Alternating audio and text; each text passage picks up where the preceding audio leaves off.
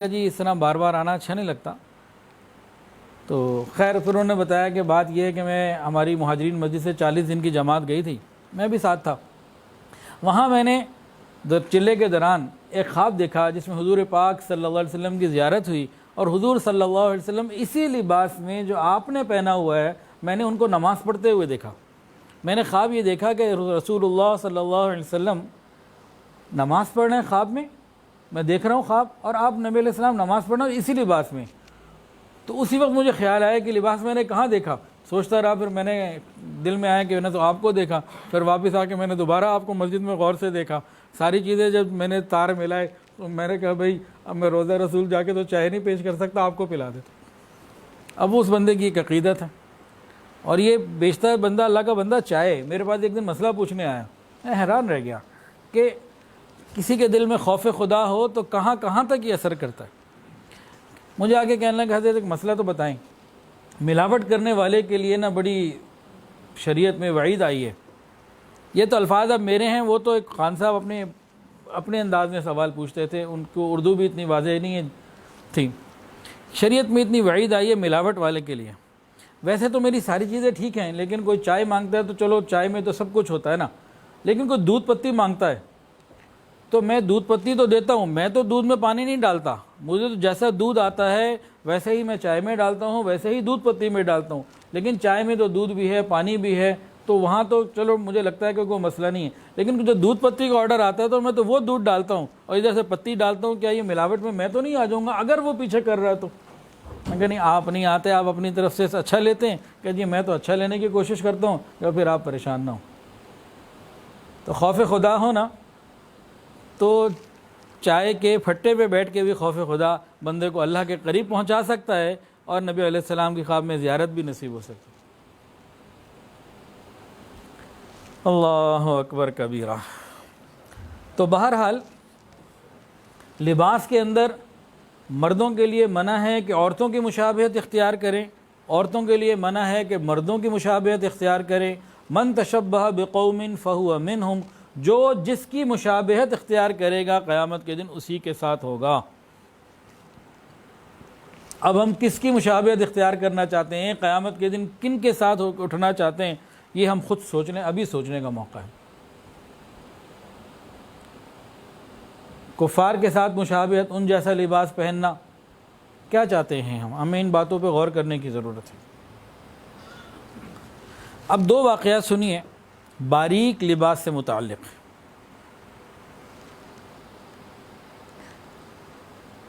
تین واقعات باریک لباس سے متعلق. ایک مرتبہ اسماء بنت ابی بکر رضی اللہ تعالی عنہما نبی علیہ السلام کی خدمت میں آئیں. آپ نے ان سے اعراض فرمایا.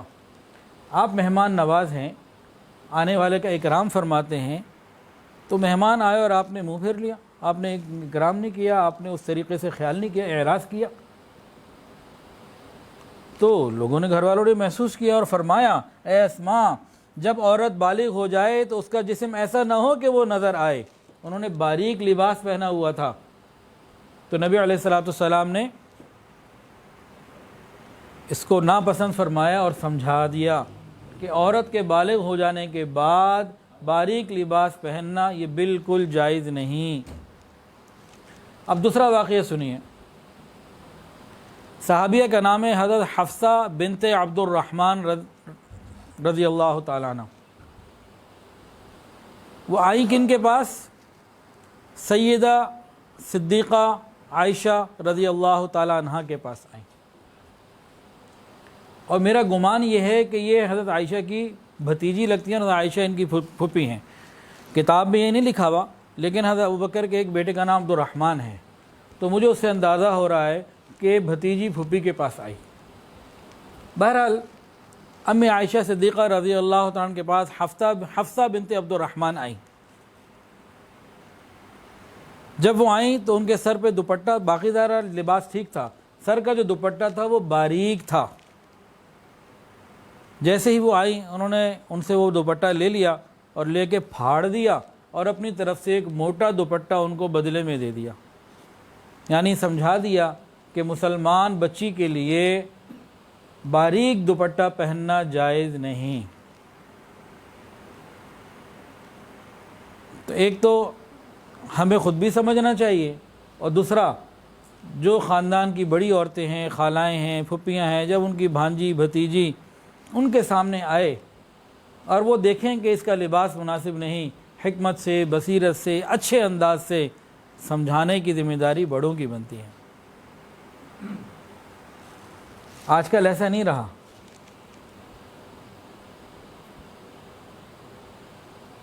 کوئی کسی کی اولاد کو دیکھ کر اس کے اندر کوئی غلط چیز ہے، کوئی ایسی چیز ہے جس کی اصلاح کی جا سکتی ہے، اب وہ اس کے ماں باپ کو بھی نہیں کہتا، اس کو بھی نہیں کہتا، پرواہ کوئی نہیں ہوتی، اور اگر کہہ دے تو اسی بات پہ لڑائیاں ہو جاتی ہیں، برداشت بھی نہیں کرتے، دو طرفہ معاملہ۔ لیکن آج سے 30 40 50 سال پہلے ایسا نہیں تھا۔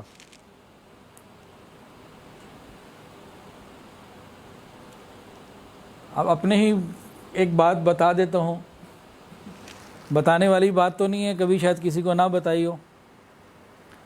یہ بات ہے 1990 سے پہلے کی، اندازاً 85 86 سمجھ لیجئے۔ جامعہ شرفیہ جاتا تھا نیلا گنبد پڑھنے، تو کسی دن ہوتا کہ اب سبق یاد نہیں ہے، یا بس کوئی ادھر ادھر حرکت کرنی ہے، تو بس صبح کے تو گھر سے گئے مدرسے، اور جو سیکنڈ ٹائم ہوا اگلا ٹائم کہیں نہ کہیں گزار کے 4 5 بجے چھٹی کا ٹائم ہوتا تھا، گھر آ گئے۔ تو یہ بچپن میں سب نے کیا ہوا ہے، تو اب 55 میں قبول کرنے میں تو کوئی مذائقہ نہیں ہے۔ تو اس وقت کیا ہوتا تھا، تو کبھی 1 2 دفعہ ہوا کہ میں اردو بازار نکل گیا، ایک طرف اردو بازار، ایک طرف نیلا گنبد، درمیان میں گھر تھا۔ اب وہاں ہمارے ایک رشتہ دار تھے، شمشاد ان کا نام تھا، تو وہ جب مجھے کہیں دیکھ لیتے فوراً ابو کو فون آ جاتا۔ اس بات کے بتانے کا مقصد کیا ہے کہ ایک زمانہ رہا ہے کہ دوسرے کی اولاد کی اور خاندان والوں کی فکر ہوتی تھی، اور اطلاع کر دی جاتی تھی، اور اطلاع کرنے والا بھی خیر خواہی سے کرتا، اطلاع لینے والا بھی اس کو اچھا سمجھتا۔ لیکن آج یہ چیز بھی ہمارے معاشرے سے تقریباً ختم ہو گئی۔ آپ کسی کو کہہ کے دیکھیں جی تمہارے بیٹے کو میں نے ادھر سینما میں جاتے ہوئے دیکھا ہے، یا تمہارے بیٹے کو میں نے یوں دیکھا ہے، میں نے ایسے دیکھا ہے، اسی پہ لڑائیاں شروع ہو جاتی ہیں۔ تو دیکھیں نا، حضرت عائشہ کے پاس حفصہ بنت عبد الرحمن، جو غالباً ان کی بھتیجی ہیں، مجھے محسوس جو ہو رہا ہے، تو فوری طور پر انہوں نے ایکشن لیا اور بات کو عملاً کر کے دکھا دی۔ تو اس میں دونوں باتیں ظاہر ہو گئیں کہ دوپٹہ کیسا ہو یہ بھی ظاہر ہو گیا، اور پھر بڑوں کی کوئی ذمہ داری ہے یہ بھی ظاہر ہو گیا۔ جہاں تک ممکن ہو اس ذمہ داری پر عمل کرنا چاہیے۔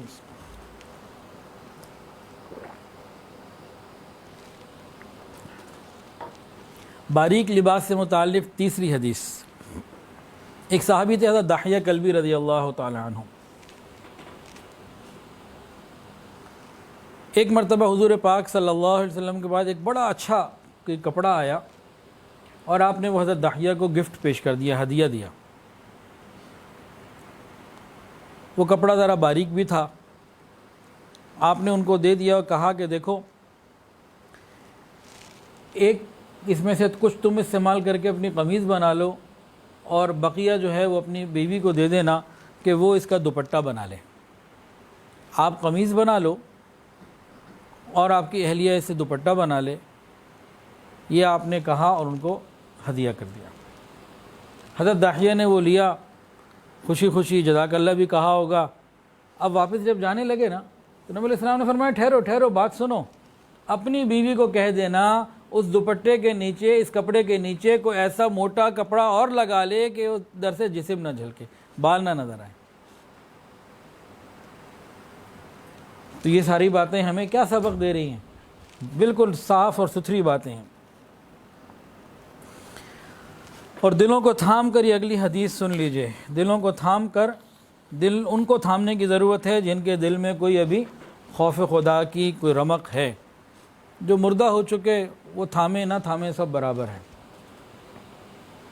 حضور پاک صلی اللہ علیہ وسلم نے ارشاد فرمایا، مردوں کی مشابہت کرنے والی عورتیں اور عورتوں کی مشابہت کرنے والے مرد ہم میں سے نہیں، لیس منا، ہمارا ان سے کوئی تعلق نہیں۔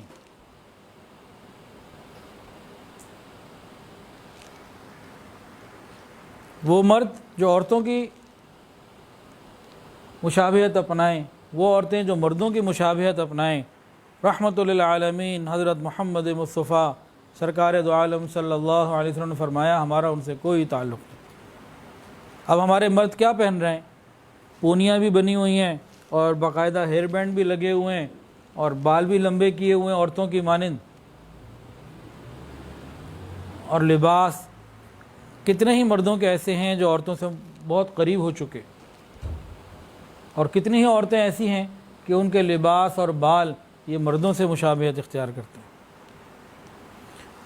بچپن میں ہم جو پڑھتے تھے نا لطیفے، تو ایک لطیفہ اس زمانے میں پڑھا، آپ نے بھی پڑھا ہوگا 30 40 50 سال پہلے، کہ کافروں کے کسی ملک کا تھا کہ ایک لائن میں لگے ہوئے ہیں، تو ایک نے اس کو کہا بہن آج کل کے تو مردوں کا پتہ ہی نہیں چلتا، اتنے ایک دوسرے سے ملتے جلتے ہیں۔ اس نے کہا میں بھی بہن نہیں ہوں، میں بھی بھائی ہوں۔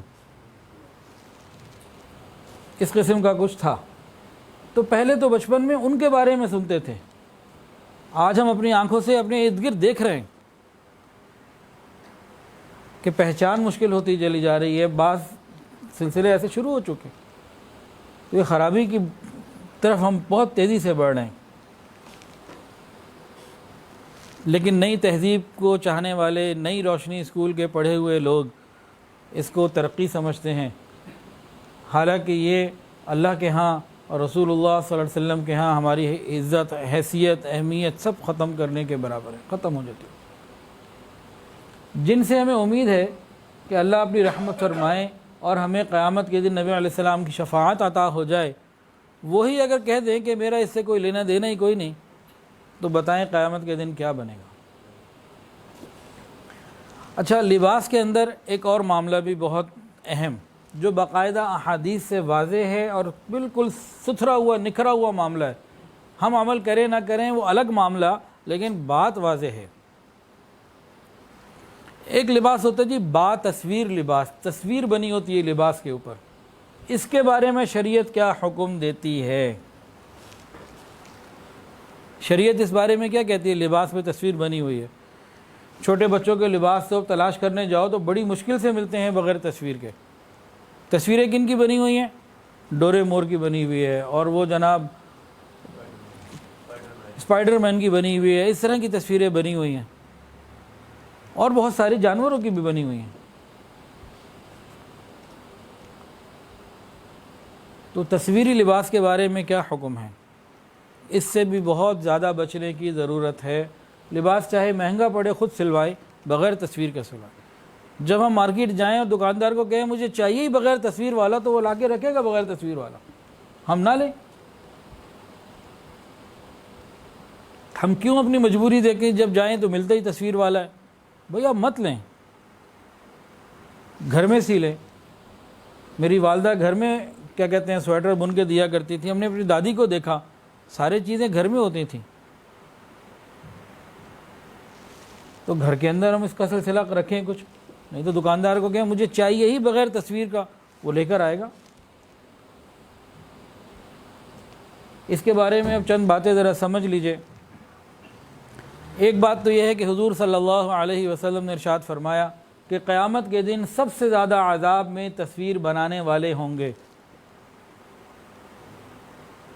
کہ قیامت کے دن سب سے زیادہ عذاب میں ہوں گے۔ اور اس طرح کی بھی روایات موجود ہیں کہ تصویر بنانے والوں کو کہا جائے گا کہ اس پہ روح ڈالو، اور یہ بخاری اور مسلم کی صحیح درجے کی روایات ہیں۔ تو ہمیں تصویر سے بچنے کی ضرورت۔ لباس کے اوپر تصویر ہو تو اس میں نبی علیہ السلام کا کیا عمل تھا یہ سن لیجئے۔ ام عائشہ صدیقہ رضی اللہ تعالیٰ عنہ فرماتی ہیں کہ ایک مرتبہ میں نے نبی علیہ السلام کے لیے ایک چادر خریدی، اس پہ تصویر بنی ہوئی تھی۔ جب آپ تشریف لائے گھر میں تو دروازے پر ہی آپ کی نظر اس چادر کے اوپر پڑ گئی اور آپ وہیں رک گئے، اور چہرے کے اوپر ناگواری کے آثار ایک دم ظاہر ہو گئے۔ میں نے جب دیکھا کہ چہرے پہ ناگواری کے آثار ہیں تو فوراً معافی مانگی، یا رسول اللہ آپ معاف فرما دیجئے، مجھ سے کیا غلطی ہو گئی وہ بھی بتا دیجئے، اور میں معذرت چاہتی ہوں، کیا ہوا؟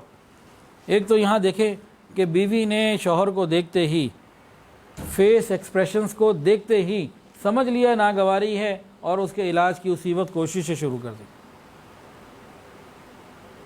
پھر نبی علیہ السلام نے واضح طور پہ کہا کہ یہ کیا ہے، یہ چادر پہ تصویر اور یہ کیا چیز ہے؟ کہا یہ تو آپ کے لیے خریدی ہے۔ تو حضور صلی اللہ علیہ وسلم نے ارشاد فرمایا اصحاب تصاویر کو قیامت کے دن عذاب دیا جائے گا اور ان سے کہا جائے گا جو تم نے بنایا اس میں روح ڈالو۔ اور آپ نے فرمایا وہ گھر جس میں تصاویر ہوں اس میں رحمت کے فرشتے نہیں داخل ہوتے۔ وہ گھر جس میں، اور ایک حدیث میں اس طرح سے آتا ہے، وہ گھر جس میں کتے بھی ہوں اور جس گھر میں کتے ہوں یا تصویریں ہوں اس گھر میں رحمت کے فرشتے نہیں آتے۔ کئی سال پرانی بات ہے، ہم اپنے ماموں کے گھر سے واپس آ رہے تھے، کچھ لوگ اسلام آباد سے ملنے آئے ہوئے تھے، تو وہاں کسی کام سے جانا ہوا، برابر ہم یہ اسٹریٹ نمبر 2 ہے، ان کی اسٹریٹ نمبر 3 ہے، اس میں ان کا گھر ہے، تو وہاں سے ہم پیدل آ رہے تھے۔ آتے آتے نا راستے میں ایک گھر سے کتے کے بھونکنے کی آواز آئی، تو ہم میں سے کسی نے کہہ دیا، ساتھیوں میں سے کسی نے، کہ کیسے لوگ ہیں گھر میں اتنی نجس چیز کو رکھتے ہیں، حالانکہ حدیث کے اندر موجود ہے یہ بات کہ جس گھر میں کتا اور رحمت کے فرشتے نہیں آتے، اس قسم کی کوئی بات ہوئی۔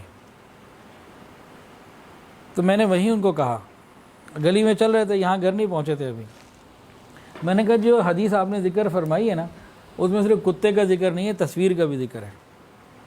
کتے سے چونکہ ہمیں کراہت آتی ہے، ہم اس کی کراہت کو محسوس کرتے ہوئے اس کو برا محسوس کر رہے ہیں، اور تصویر کی کراہت ہمارے اندر سے نکل چکی ہے، ہمارے گھروں میں جگہ جگہ تصویریں لگی ہوئی ہیں،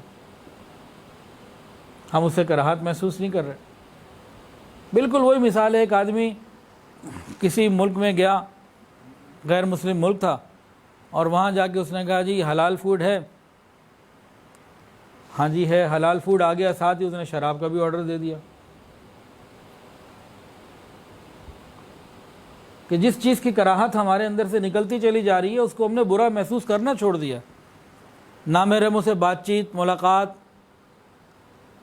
اس کی کراہت ہمارے اندر سے نکلتی چلی جا رہی ہے، ہم نے اس کو برا محسوس کرنا چھوڑ دیا۔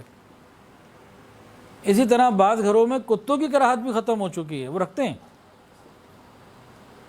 لیکن بعض ایسے ہیں جہاں کتوں کے رکھنے میں کراہت پائی جاتی ہے لیکن تصویر کے بارے میں کراہت نہیں پائی جاتی، حالانکہ ایک ہی حدیث میں دونوں کا ذکر ہے کہ جس گھر میں کتا اور تصویر ہو رحمت کے فرشتے نہیں آتے۔ تو ایک کی کراہت کو ہم قبول کر رہے ہیں اور ایک کی قبول نہیں کر رہے، تو اس کا کیا مطلب ہے؟ اپنی مرضی سے جو چاہے قبول کر لیا، اپنی مرضی سے جو چاہے نہ قبول کیا، یہ تو دین نہیں ہے، مسلمانی اس چیز کا تو نام نہیں ہے۔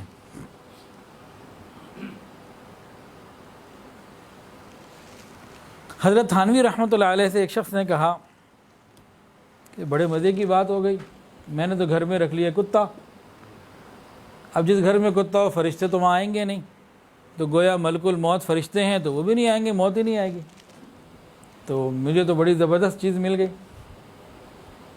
میں نے کتا رکھ لیا تو فرشتے نہیں آئیں گے، موت بھی نہیں آئے گی، میرے تو مزے ہو گئے۔ جب ایسی اس نے بات کہی نا، حضرت تھانوی رحمۃ اللہ نے اس کا پورا علاج کیا، اس نے کہا بات یہ کتے کو تو آنی ہے نا، تو جو فرشتہ کتے کی روح لے آئے گا ہو سکتا ہے تیری بھی ساتھ ہی لے جائے، کتے نے کون سا ہمیشہ رہنا۔ تو ایسے عقل کے اندھے بھی ہوتے ہیں،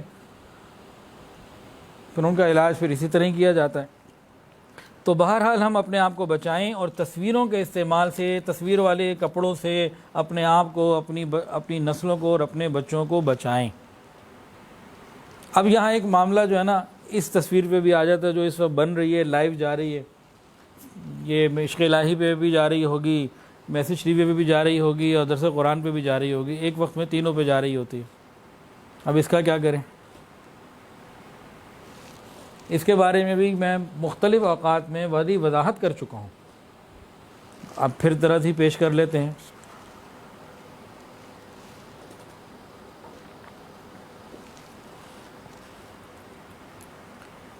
اس سے بھی اگر کوئی بچے تو اچھی بات ہے۔ بعض علماء ابھی بھی ڈیجیٹل تصویر پہ نہیں آئے، لیکن جو آئے ہیں ان کا کہنا یہ ہے کہ امت کا بہت بڑا طبقہ ان کو میڈیا کے ذریعے اسلام کے نام پر غیر اسلامی معلومات بے بہا اور بے حساب ملتی چلی جا رہی ہیں، تو اس طبقے کو روکنے کے لیے علماء حق کو ویڈیو پہ آنا چاہیے تاکہ وہاں پہ ان کو صحیح معلومات بھی مل سکیں۔ بس یہ ساری بات ہے۔ اس میں جن علماء نے اس چیز کی اجازت دی ہے اس کے ساتھ اس کی بہت ساری لیمیٹیشن، حدود و قیود بتائی ہیں۔ ان حدود و قیود میں رہتے ہوئے اگر کوئی دین کے کام کے لیے، دین کے احیاء کے لیے، خدا اور اس کے رسول کی بات کو صحیح طریقے سے، اچھی بات کو آگے پہنچانے کے لیے ان حدود میں رہتا ہوا اگر اس کو استعمال کر رہا ہے تو انشاءاللہ امید ہے کہ پکڑ نہیں ہوگی۔ لیکن علماء کرام نے جنہوں نے اجازت دی ہے انہوں نے یہ نہیں کہا کہ اس کے بعد اسنیپ چیٹ بھی جائز ہو گئی، روزانہ کی سیلفیز بھی جائز ہو گئیں، اور شادیوں کے اوپر ہر موقع کے اوپر تصویر بنانا بھی جائز ہو گیا، کارٹون دیکھنا بھی جائز ہو گیا، فلمیں دیکھنا بھی جائز ہو گیا، سارا ہی کچھ جائز ہو گیا، ایسا انہوں نے کچھ نہیں کہا۔ جتنی محدود اجازت انہوں نے دی ہے اس کے اندر رہتے ہوئے انشاءاللہ امید ہے کہ پکڑ نہیں ہوگی۔ تاہم پھر بھی میں تو استغفار کرتا رہتا ہوں، اللہ سے مانگتا ہوں یا اللہ معاف فرما دیجیے، اور استغفار کرتے رہنے کی ضرورت ہے۔ تو دین کے احیاء کے لیے اس کا استعمال، اس کی گنجائش دی گئی۔ اس کے علاوہ مزید گنجائش جو ہے نا وہ ہم زبردستی ہر موقع کی لیں تو اس میں احتیاط کرنے کی ضرورت ہے۔ تو بہتر یہی ہے۔ اللہ تعالی ہماری حفاظت فرمائے۔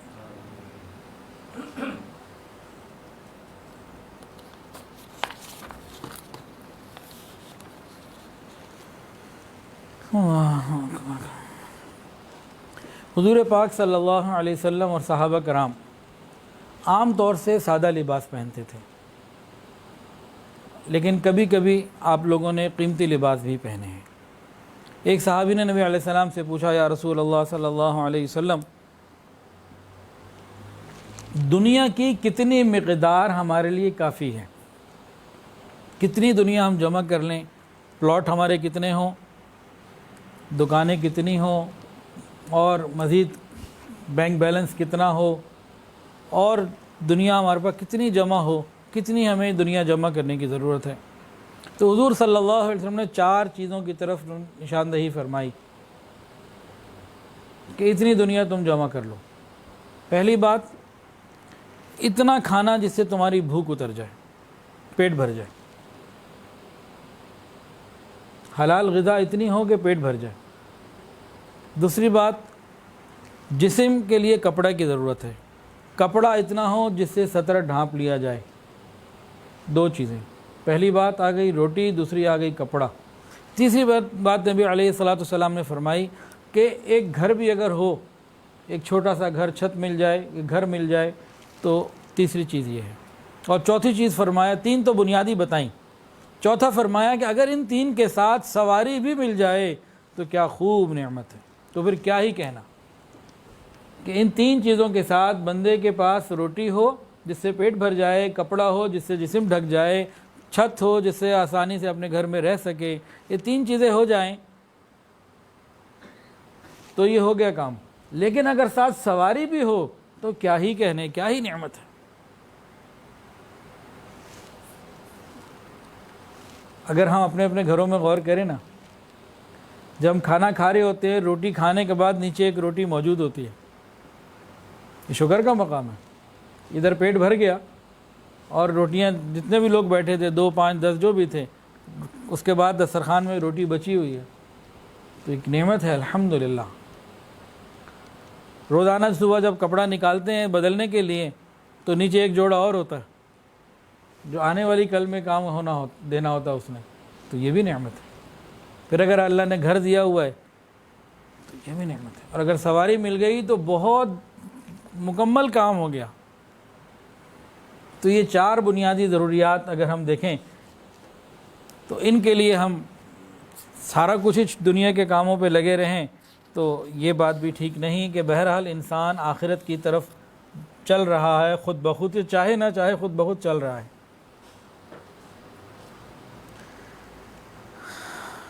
حضور پاک صلی اللہ علیہ وسلم کا عام طور سے جو لباس ہوتا تھا انتہائی کم قیمت کا سادہ لباس ہوتا تھا، 6-7 درہم میں آپ کا لباس آ جایا کرتا تھا، اور لباس کے اوپر پیوند بھی لگے ہوتے تھے۔ حضرت حسن رضی اللہ تعالیٰ عنہ فرماتے ہیں کہ نبی علیہ السلام صوف کی چادر بھی اوڑھ لیا کرتے تھے جو 6-7 درہم کی ہوتی تھی۔ نبی علیہ السلام نے فرمایا کہ سفید لباس پہنا کرو، یہ تمہارا بہترین لباس ہے، اور ایسے ہی کپڑوں میں مردوں کو دفن کیا کرو۔ اور ایک حدیث کے اندر یہ آتا ہے سفید کپڑے پہنا کرو، سفید وائٹ لباس پہنا کرو، اپنے مردوں کو سفید کپڑوں میں دفن کیا کرو۔ اللہ تعالیٰ نے جنت کے بعد حصے سفید بنائے ہیں، اور اللہ کو سفید رنگ پسند ہے، تو لباس کے اندر سفید لباس رنگ کو اختیار کرنا یہ اللہ رب العزت کو پسند ہے، نبی علیہ السلام کی سنت بھی ہے۔ اور لباس کی سادگی یہ ایمان کی علامت ہے، اور اللہ تعالیٰ کو وہ بندہ بڑا محبوب ہے جسے کوئی پرواہ نہ ہو کہ اس نے کیا پہنا، بس سادہ صاف ستھرا لباس ہے پہن لیا اور اللہ کا وہ شکر ادا کر رہا ہے۔ نبی علیہ السلام نے کالے رنگ کی چادر بھی استعمال فرمائی ہے، کالے رنگ کی چادر آپ نے وہ اوڑھی ہے، اور نبی علیہ السلام نے کالے رنگ کا کمبل بلینکٹ وہ بھی استعمال فرمایا ہے، کالی کملی بھی اور کالا کمبل بھی نبی علیہ السلام نے استعمال فرمایا۔ تو بھئی اگر ہم کمبل گھر میں کالا لے لیں یا چادر ایک کالی رکھ لیں تو یہ نسبت جو ہے نا بڑی قیمتی ہے۔ اور رفو کرنا، پیوند لگانا یہ نبی علیہ السلام کی سنت ہے۔ وہاں تو اس کپڑے کو پرانا ہی نہیں سمجھا جاتا تھا جب تک پیوند نہ لگ جائے۔ پیوند لگے بغیر کپڑے کو، تو جس کپڑے کو پیوند نہیں لگا وہ تو صاف ستھرا سمجھا جاتا تھا، نیا سمجھا جاتا تھا۔ حضرت عمر فاروق رضی اللہ تعالی عنہ جب بیت المقدس کی چابیاں لینے گئے تھے تو 13 پیوند ان کے جسم کے اوپر جو لباس تھا اس لباس پہ 13 پیوند لگے ہوئے۔ آج تو ایک عام غریب آدمی کے بھی جو روزگار والا ہو، کچھ کام کرتا ہو، جاب کرتا ہو، چھوٹی موٹی اس کی روزی ہو، وہ بھی پیوند لگے کپڑے عمومی طور پر آپ کو نظر نہیں آئیں گے۔ نبی علیہ السلام اور صحابہ کرام بغیر پیوند لگے کپڑا اتارتے ہی نہیں تھے۔ ایک دفعہ ایک صحابی امی عائشہ سے کوئی مسئلہ پوچھنے گئے پردے میں، انہوں نے کہا ٹھہرو میں آتی ہوں ذرا پیوند لگا لوں، اپنے کپڑے کو پیوند لگا رہی ہوں پھر بات کرتی ہوں۔ تو کہنے لگے کہ میں باہر جا کے لوگوں کو بتا سکتا ہوں کہ آپ نے یہ پیوند لگے کپڑے پہنے ہوئے، ایسا نہ ہو لوگ آپ کو کنجوس سمجھ لیں، بخیل سمجھ لیں۔ انہوں نے کہا مجھے اس کی کوئی پرواہ نہیں، تم باہر جا کے کسی کو کیا بتاتے ہو، مجھے تو نبی علیہ السلام نے یہی بتایا ہے کہ تم آگے جا کے اس بات کو کیسے پہنچاتے ہو یہ تمہارا معاملہ ہے۔ تو صحابہ کرام کے اندر تو کپڑا پرانا ہی اس وقت ہوتا تھا جب پیوند لگ چکے ہوتے تھے۔ اچھا، چادر اوڑھنا، کسی کے پاس ہے جی چادر؟ وہ تو گرمی ہے نہیں ہوگی۔ چادر اوڑھنا اس کا ایک طریقہ سنت کا ہے اور ایک طریقہ جو ہے وہ کراہت والا ہے۔ چادر اوڑھنے میں بھی سردیوں میں اوڑھتے ہیں لوگ چادر، مردوں کی بات ہو رہی، یہاں عورتوں کی بات نہیں ہو رہی۔ تو چادر اوڑھنے کے جو طریقے ہیں نا وہ 2 ہیں۔ ایک ہے جی سنت کے مطابق، اب یہ تو چادر نہیں ہے، چھوٹا سا رومال ہے۔ تو بعض لوگ چادریں نا ہمارے یہاں میں نے دیکھا ہے شادیوں میں عورتوں نے تو دوپٹے اتار دیے، چادریں اتار دی ہیں، مرد ایسے چادریں لے کے نا لال رنگ کی اور پیلے رنگ کی اور ہرے رنگ کی چمکیلی ہوئی بڑی ایسے لٹکائی ہوتی ہے۔ تو یہ طریقہ کراہت والا ہے مردوں کے لیے، چادر کو ایسے رکھنا یہ ٹھیک نہیں ہے۔ صحیح طریقہ کیا ہے کہ چادر یہ تو چھوٹی سی ہے تو ایسے لے کے اس کندھے سے جو ہے نا ایسے ڈال دی جائے، یہاں سے اس کو کور کر لیں، اور یہ جناب ادھر آ کے آ گئی چادر، وہ سائز اپنا اس کا ٹھیک ہوتا ہے تو پورا وہ جس آپ کا سینہ بھی کور کرے گی۔ اس کا مقصد تو اصل موسم کے حالات سے ہے نا کہ سردی وغیرہ سے بچاؤ کے لیے یا زینت کے لیے بھی انسان اتباع سنت میں بھی چادر تو یہاں پہ ڈالے، یہاں سے لے کے نیچے سے نہیں، وہ احرام کی صورت ہوتی ہے، اوپر سے لے کے وہ ڈال دیں کہ یہ ڈھک گیا اور یہ ادھر آ گئے، تو یہ سنت طریقہ ہے۔ تو جب چادر پہننی ہے تو اس طریقے سے پہن لیں، اور نیت سنت کی کر لیں تو جو چادر کے فوائد ہیں جتنے بھی ہیں وہ تو ملیں گے ہی ملیں گے، ثواب بھی مل جائے گا، عبادت بھی ہو جائے گی۔ اسی طرح لنگی باندھنے کا بھی طریقہ ہے، ایک ہمارا طریقہ ہے، ایک سنت کا طریقہ ہے۔ ہمارے طریقے تو عجیب و غریب ہیں۔ اکثر آپ دیکھیں گے جنہوں نے لنگی پہنی ہوئی نا تہبند، آگے سے وہ اوپر ہوتی ہے، پیچھے سے نیچے ہوتی ہے، اور پیچھے سے بعض دفعہ ٹخنے بھی ڈھک رہے ہوتے ہیں اور بعض دفعہ نہیں بھی ڈھک رہے ہوتے، لیکن آپ دیکھیں تو آگے سے وہ اوپر ہوتی ہے۔ یہ بالکل الٹ ہے، سنت کے خلاف ہے۔ تہبند کیسے پہنے؟ سنت کیا ہے؟ آگے سے وہ نیچے ہو، پیچھے سے چاہے تھوڑی سی وہ اوپر ہو جائے تو ہو جائے، آگے سے نیچے ہو، لیکن ٹخنوں سے تمام حالات میں آگے پیچھے سے اونچی ہو۔ ٹخنے ننگے کرنا مردوں کے لیے ضروری۔ جو آدمی، جو مرد اپنے لباس سے جو اوپر سے آ رہا ہے، تہبند ہے، کرتا ہے، جبہ ہے، قمیض ہے، اوپر سے جو چیزیں آ رہی ہیں، اگر اپنے ٹخنے کو ڈھک رہا ہے مرد، پینٹ ہے، شلوار ہے، کوئی بھی چیز ہے، تو وضاحتاً حدیث کے اندر موجود ہے قیامت کے دن اللہ تعالیٰ ایسے بندے سے محبت نہیں فرمائیں گے۔ اور ایک حدیث میں بھی کہ جنت کی خوشبو بھی یہ نہیں سونگھے گا۔ ہاں مسلمان ہے، خوشبو نہ سونگھنے سے مراد پہلے ٹخنے کو ڈھک کر رکھنے کی سزا بھگتے گا اور پھر واپس آئے گا، پھر جنت کی بات آئے گی۔ تو ہمیں کیا ضرورت ہے، جب اتنی بڑی بڑی باتیں آ گئی ہیں تو ہم پہلے ہی ڈر جائیں؟ دیکھیں اب یہ راستہ ہے نا، آپ لوگ یہاں سے آئے، میں اگر کہوں کہ بھئی اللہ نہ کرے، میں کہوں یہ والی جو راستہ والی یہ جو اسٹریٹ ہے نا، یہاں ڈاکو کھڑے ہوتے ہیں، یہاں سے مت آیا کریں، آپ ادھر سے آ جایا کریں، وہ لمبا تو ہے لیکن محفوظ ہے، تو کوئی بھی یہاں سے نہیں آئے گا کہ بھئی میں وہیں سے آ جاؤں۔ کیا ضرورت ہے بلا وجہ رسک لینے کی؟ اب جب نبی علیہ السلام نے بتا دیا یہ تکبر کی علامت ہے، قیامت کے دن نقصان ہوگا، کیا ضرورت ہے ہمیں لاجکس دینے کی کہ جی ہمارے اندر تکبر نہیں ہے، ہم یوں کرتے ہیں، ہم یوں کرتے ہیں؟ ہم یہاں احتیاط کیوں نہیں کرتے؟ حضور پاک صلی اللہ علیہ وسلم کی باتوں کو اتنا لائٹ کیوں لے لیتے ہیں ہم؟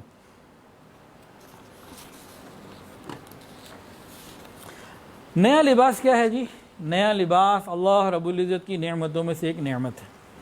جب بھی نیا لباس ملے، نبی علیہ السلام کی عادت مبارکہ یہ تھی کہ وہ جمعے والے دن نیا لباس کی ابتدا کرتے، صحابہ کرام کی بھی یہ ترتیب ہوتی تھی۔ تو ہم بھی، مرد ہوں یا عورتیں، جب نیا لباس ملے نا، کوشش کریں کہ جمعے والے دن اس کی ابتدا کریں۔ کبھی ایک کوشش اور بھی کر لیں، نیا لباس ملے، رات کو تہجد میں وہ پہنے پہلی مرتبہ اور اللہ کے سامنے اس لباس میں کھڑے ہو جائیں، پھر دیکھیں کیسا اللہ کے ساتھ تعلق ہوتا ہے۔ ہم میں سے کتنے لوگ ایسے ہیں نیا لباس پارٹی یا فنکشن میں جانے کے لیے پہنتے ہیں، بازار میں جانے کے لیے پہنتے ہیں؟ تو اس نسبت کو تھوڑا تو چینج کر لینا۔ اور جب بھی نیا لباس ملے تو یہ اللہ کی نعمت ہے۔ اللہ نے کیا فرمایا؟ یا بنی آدم قد انزلنا علیکم لباسا یواری سوآتکم ورجزا،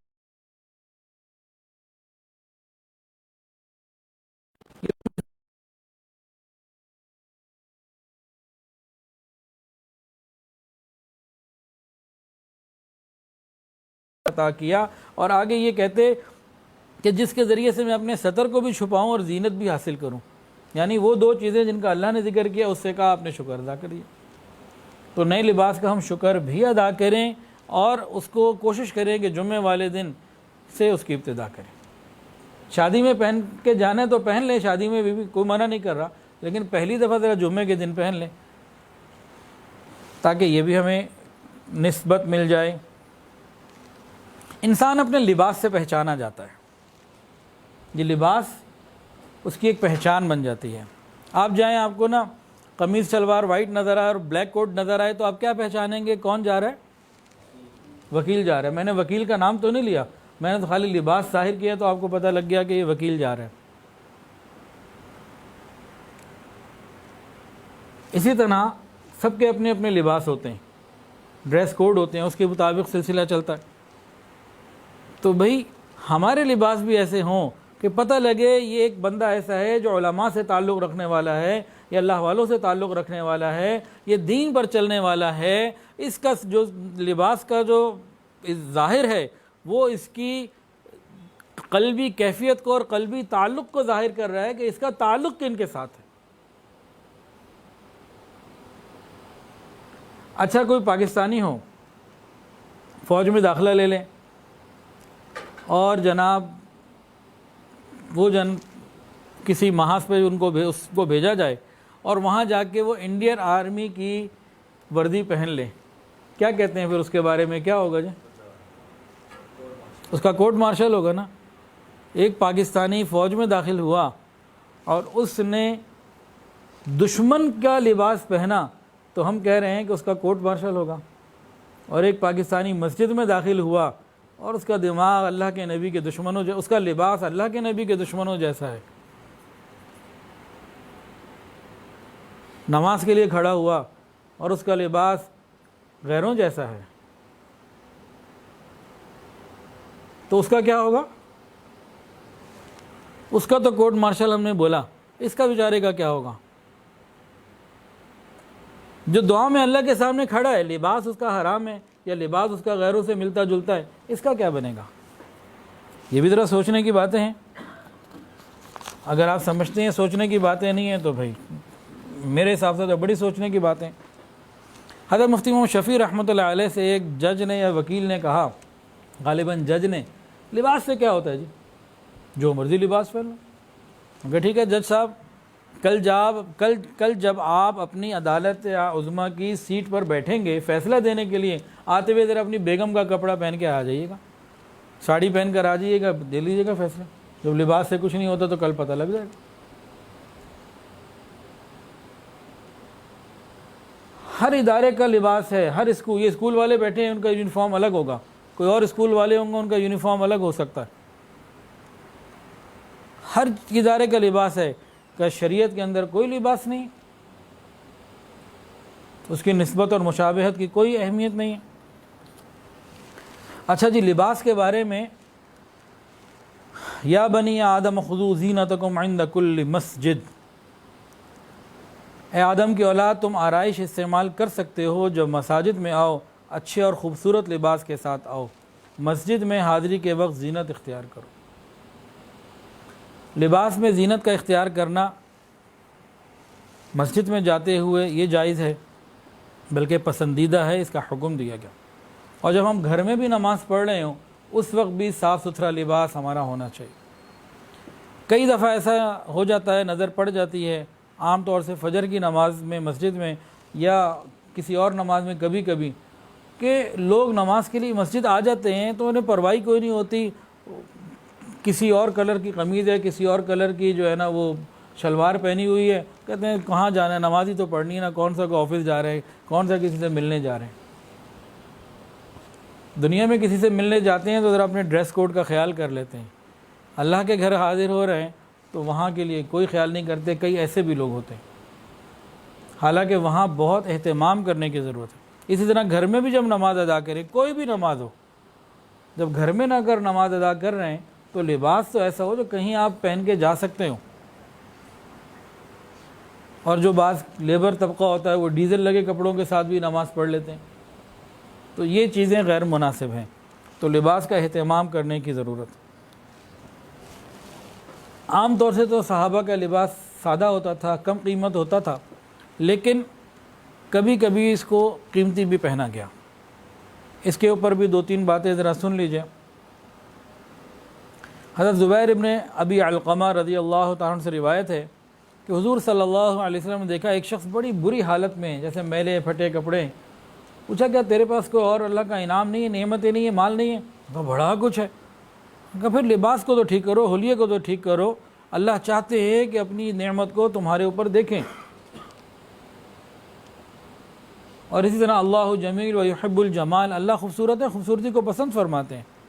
ایک اور صاحب کا بھی ایسا ہوا، آپ نے دیکھا عجیب سے کپڑوں میں، پرانے سے پھٹے ہوئے، پوچھا کیا تمہارے پاس مال نہیں ہے؟ کہا بڑے اونٹ بھی ہیں، بکریاں بھی ہیں، اور جناب بڑے جانور، بڑی چیزیں ہیں میرے پاس۔ کہ خدا کے بندے پھر کچھ اپنے اوپر بھی تو لگاؤ اور اپنے لباس کو تو ٹھیک کرو، اللہ تعالیٰ چاہتے ہیں کہ جس کو میں نے مال دیا ہے تو مال کا صحیح اثر ظاہر ہو گیا ہو۔ ایک آدمی کو اللہ نے وسعت عطا فرمائی ہے، وہ قیمتی لباس پہننا چاہتا ہے تو گنجائش ہے، وہ پہن سکتا ہے، لیکن دکھاوے کی نیت نہ ہو، یہ نیت نہ ہو کہ لوگ مجھے اچھا سمجھیں، یہ نیتیں نہ ہوں، اس سے بچنے کی ضرورت ہے۔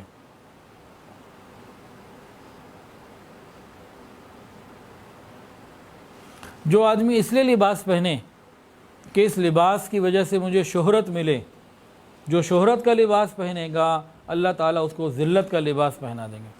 وہ دنیا میں ذلیل ہو یا آخرت میں ذلیل ہو یہ ایک الگ معاملہ، لیکن لباس کو شہرت کے لیے پہننا یہ ذلت اور رسوائی کی طرف لے جانے والا ہے۔ تکبر کی نیت سے پہننا، دوسروں کو حقیر سمجھنا، قیمتی لباس پہننا منع نہیں، لیکن قیمتی لباس پہن کر دوسرے کو حقیر سمجھنا یہ تکبر ہے۔ اور قیامت کے دن لوگوں کی جوتیاں ہوں گی ہمارے سروں سے گزر رہی ہوں گی، اور یہ متکبرین کی حالت چونٹیوں کی جیسی ہوگی۔ تو قیمتی لباس منع نہیں، لیکن اس میں بعض نیتیں ٹھیک ہونی چاہیے۔ ایک نیت تو یہ ہو اللہ تعالیٰ کا دیا ہوا مال ہے، حلال ہے، اور میں نے قیمتی لباس تو پہنا ہے لیکن یہ تمام شرعی جو لحاظ ہیں ان کو پورا کر رہا ہے، شرعی اطوار، طور طریقے، حیا، ان سب کو پورا کر رہا ہے، اور میں نے اس لیے پہنا ہے کہ اللہ کی نعمت کا اظہار ہو۔ کوئی غریب دیکھے گا تو مجھ سے پیسے مانگے گا تو میں اس کی مدد بھی کر سکتا ہوں، پھٹے پرانے پہنوں گا تو مجھے کون مدد کے لیے پکارے گا، یا کوئی مجھ سے کیا توقع رکھے گا کہ میں کسی کا خیال کروں۔ یا پھر بعض دفعہ یہ ہوتا ہے کہ نبی علیہ الصلوۃ والسلام کے بعد جب وفود آتے تھے، بڑے بڑے سردار آتے اور دوسرے ملکوں کے حکمران آتے علاقوں کے، تو آپ ان سے ملنے کے لیے قیمتی لباس پہنا کرتے تھے۔ اور ایک دفعہ آپ نے ایسا لباس پہنا ہے جس کی قیمت 27 اونٹ بنتی ہے، 27 اونٹ کے برابر اس کی قیمت تھی۔ تو نبی علیہ السلام نے امت کے امیروں کے لیے گنجائش رکھ دی کہ یہ قیمتی پہننا چاہتے ہیں، کوئی برانڈ لے کے پہننا چاہتے ہیں پہن لیں، لیکن برانڈ لینے سے پہلے محمدی برانڈ نہ اتار دیں۔ لیکن اگر وہ برانڈ اس لیے پہن رہی ہے کہ لوگوں کو پتہ لگے جی میں نے تو یہ برانڈ پہنا ہوا ہے، اور اس کا زبان سے اظہار بھی ہو رہا ہو اور تکبر کا، فخر کا اظہار ہو رہا ہو، تو یہ قیمتی کپڑا نقصان کا ذریعہ بھی بن سکتا ہے۔ اب ایک بات سمجھ میں تو آج ہمارے ماحول میں اتنی نہیں آتی، لیکن بہرحال بتا دینی چاہیے۔ انسان نے اگر امام غزالی رحمۃ اللہ علیہ نے یہ مسئلہ لکھا ہے، انسان نے اگر کوئی قیمتی لباس پہنا ہوا ہے اور اس لباس کا اثر اس کے جسم سے ظاہر ہو رہا ہے، اور اس نے نماز کی نیت باندھی، نماز پڑھے، اور نماز میں بھی اس کی نظر نماز پہ، دوران نماز بھی اس کی سوچ اور فکر اس کے لباس پہ جاری ہے، فرمایا کہ یہ لباس تو اس کے لیے نقصان کا ذریعہ کہ جو اس کے نماز کو خراب کری، اس کے دھیان کو دوران نماز بھی اللہ کی طرف نہیں جوڑنے دے رہی۔ تو اسی وجہ سے بعض اہل اللہ ان کے پاس کوئی بیعت ہونے آئے تو وہ اس کو قیمتی لباس پہننے سے منع کر دیتے ہیں علاج کے طور پر، حالانکہ اس کے بعد وسائل بھی ہوتے ہیں کہ اندر سے جو ہے نا اس کی محبت اور اس کی جو برائیاں ہیں وہ نکلیں۔ ہاں جب پرانے ہو جاتے ہیں، اللہ کے ساتھ ایک تعلق بن جاتا ہے اور نفس کا کسی درجے میں علاج ہو جاتا ہے، کچھ بہتری آ جاتی ہے، پھر وہ اجازت دیتے ہیں کہ ہاں اب آپ قیمتی لباس پہن لیں، وہ وقت بھی آتا ہے۔ تو حضور صلی اللہ علیہ وسلم جب اس طرح وفود آتے، کوئی اور بڑے لوگ آتے، تو ان سے ملنے کے لیے باقاعدہ قیمتی لباس پہن لیا کرتے، اور حضرت ابوبکر، حضرت عمر رضی اللہ تعالیٰ عنہ بھی اسی طرح قیمتی لباس پہن لیا کرتے تھے، اس کا مقصد کچھ اور ہوتا تھا۔ اب وقت مکمل ہونے والا ہے، تو لباس کے بارے میں مزید باتیں انشاءاللہ العزیز آئندہ اتوار کو کر لیں گے۔ اب اس میں کئی اور باتیں ہیں جو بہت اہم ہیں، وہ انشاءاللہ العزیز آگے ہو جائیں گی۔ لباس ایک ایسی چیز ہے کہ اس نے ہمارے پورے جسم کو ڈھانپا ہوا ہے، ہر وقت کی چیز ہے، ہر ایک کی ضرورت کی چیز ہے، تو اس کے بارے میں تفصیلات کا علم ہونا اور ان کو بار بار سنتے رہنا، پڑھتے رہنا بہت مفید ہوتا ہے۔ جیسے گلدستہ سنت دوسری جلد جو ہے نا، سیکنڈ جلد گلدستہ سنت کی، اس میں لباس کے بارے میں کئی تفصیلات موجود ہیں، اور تیسری جلد میں بھی ایک آدھ بیان ہے، لیکن دوسری جلد میں زیادہ ہیں۔ اور الحمدللہ ثم الحمدللہ گلدستہ سنت کی 8ویں جلد بھی پرنٹ ہو چکی ہے، اور کل یا پرسوں یہاں پہنچ جائے گی انشاءاللہ، کل پہنچ جائے گی یا منگل کو پہنچ جائے گی۔ اللہ تعالیٰ وہ بھی ہمیں پڑھنے کی اور عمل کرنے کی توفیق عطا فرمائے۔ تو ہم آج کم سے کم اتنا ارادہ تو کر لیں کہ ہم لباس کے بارے میں اللہ تعالیٰ کو راضی کرنے کی فکر کریں گے۔ یہ لباس ہماری پہچان ہے، یہ لباس ہمارے تعلق کو ظاہر کرتا ہے کہ ہمارا تعلق کس طبقے سے ہے، کن لوگوں سے ہے۔ یہ لباس ہمارے دل کی کیفیت کو ظاہر کرتا ہے، حضرت جی فرماتے ہیں پہلے دل ایک ہوتے ہیں پھر لباس ایک ہوتا ہے. تو ہمارا لباس کن سے مل رہا ہے یہ بات دیکھی جاتی. من تشبہ بقوم فہو منہم.